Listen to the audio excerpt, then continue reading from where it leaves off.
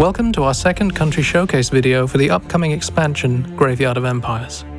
I'm Peter Nicholson, Game Director for Hearts of Iron, and today we'll explore historical alternative paths for the nations Afghanistan and Iraq. First, we have one of the most intriguing and overlooked nations of Hearts of Iron 4, Afghanistan. Known as the Graveyard of Empires, Afghanistan sits at the crossroads of Asia, surrounded by powerful neighbors with competing interests.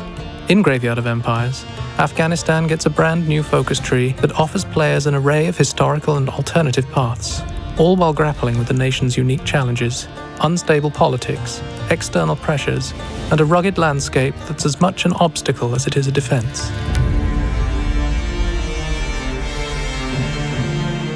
If you choose to keep Afghanistan on its historical trajectory, your goal is to maintain neutrality, while avoiding the unwanted attention of both the British Raj and the Soviet Union. It's not an easy task. Both neighbors see Afghanistan as a key piece in their great game of influence. You'll work to modernize the state just enough to strengthen it without alarming the Soviets or British into intervening. Build up a defensive military, negotiate trade agreements, and play the long game. Survive the war intact, and you might just emerge as a stronger, more united country, ready to step onto the post-war stage. This branch, however, also has options to depart from the historical trajectory by strengthening the young Zahir Shah at the expense of his power-hungry uncles. This enables Afghanistan to move towards parliamentary democracy, or even a republic. Depending on choices made throughout this path, the establishment of a republic can allow Afghanistan to gain cores on more territory, or transform into a new nation such as Pashtunistan.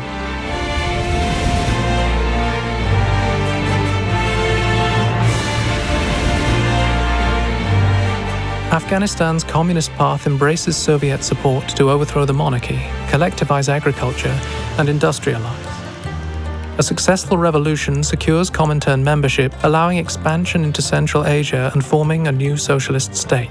But what if Afghanistan didn't settle for neutrality in World War II?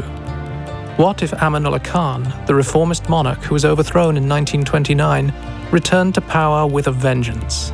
To restore him, you must rally opposition, possibly swaying Germany's support, and lead a civil war.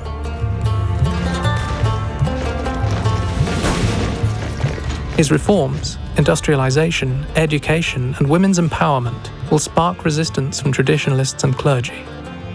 Once stabilized, Afghanistan can align with the Axis, challenging the Soviets in Central Asia or pushing south to dominate the Indian subcontinent.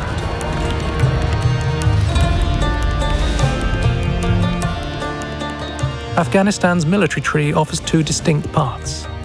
Will you maintain the traditional levy-based army that draws upon local tribes and their age-old knowledge of guerrilla warfare, or will you modernize, creating a professional standing army equipped with artillery, tanks, and aircraft? The levy path excels at defensive warfare and is perfect for players who want to hold out against more powerful foes in Afghanistan's rugged terrain without a reliance on an industrial economy. Meanwhile, the professional army path allows for a more offensive playstyle, but modernization requires major investment in infrastructure, industry, and training. Both paths will have their advantages, and choosing the right one will depend on the challenges you face. Afghanistan's industrial branch is a delicate balancing act. On one hand, you have the rising middle class and reformers who demand modernization, factories, railroads, and a central government capable of governing effectively. On the other hand, the rural elite and tribal leaders expect the status quo to remain, fiercely opposing any changes that threaten their power or traditions. As new universities are established, their graduates will expect jobs. Otherwise, they will turn to alternative ideologies in the form of a ticking national spirit, boosting parties opposed to the current government. Now, let's set our sights on a nation caught in the whirlwind of great power politics, a land rich in oil but plagued by instability. Iraq.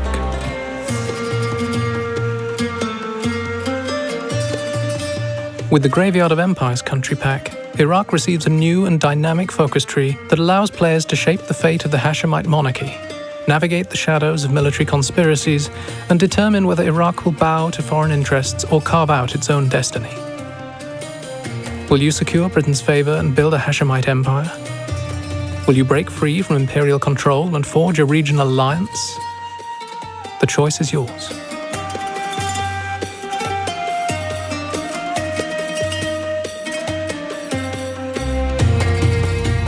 Iraq's Hashemite monarchy exists in a precarious position. Installed by the British in the aftermath of the First World War, it must balance between maintaining legitimacy at home and keeping the favour of its foreign patrons. Walking this tightrope offers both risks and rewards. Should you choose to cozy up to London, you'll gain economic and military support in exchange for certain adjustments to your sovereignty. Gradual territorial concessions and agreements on oil will ensure a steady flow of British investment, arming and industrializing Iraq under the watchful eyes of the empire. However, this road does not have to end in subservience. With careful diplomacy and statecraft, Iraq can leverage British support to expand Hashemite rule, either through the creation of a Hashemite federation that unites Iraq and Transjordan, or by pursuing an even more ambitious vision, the restoration of the Hashemite Caliphate, using British backing to lay claim to leadership of the Islamic world. Of course, the longer British troops remain in Iraq, the more resentment will fester among the people.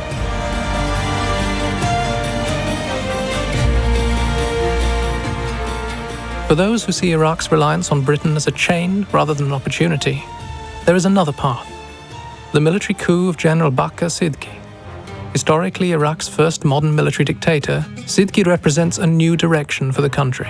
By backing his coup, you can turn Iraq into an independent and militarized power, rejecting foreign interference in favor of forging an alliance with Turkey and Iran, the two other regional powers wary of British and Soviet ambitions. Together, these nations can stand united against imperialist forces, ensuring their survival in a world dominated by global giants. This path requires careful diplomacy and a willingness to challenge British influence while avoiding outright war until you are ready. If played correctly, Iraq can become the dominant force in the Middle East without being anyone's pawn. By supporting the Golden Square, a group of radical officers inspired by fascism and Arab nationalism, you can overthrow the Hashemite monarchy and transform Iraq into the spearhead of a new pan-Arab movement. Historically, this coup led Iraq into a short-lived war with Britain, but with the right moves, you can turn it into something much greater. By throwing your lot in with the Axis, you can rally the Arab world against the imperialist powers, using German support to launch military campaigns aimed at unifying the Middle East under Iraqi rule. With enough ambition and firepower, you could redraw the map entirely, casting aside the artificial borders left behind by colonial powers. But the enemies you make along the way will not take this lightly. Can you survive the wrath of the British, the Turks, and the Persians long enough to build a truly united Arab state?